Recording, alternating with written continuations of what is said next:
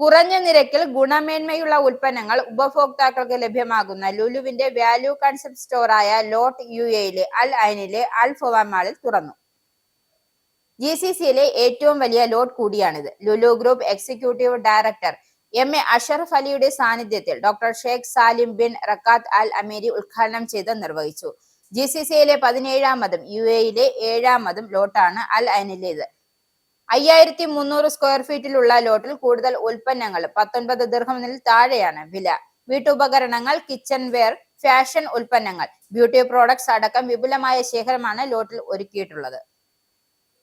UAEയിലെ പ്രാദേശിക ഉൽപ്പന്നങ്ങൾക്കൊപ്പം ആഗോള ഉൽപ്പന്നങ്ങളുടെ വൈവിധ്യമാർന്ന ശേഖരവും ലോട്ടിലുണ്ട്.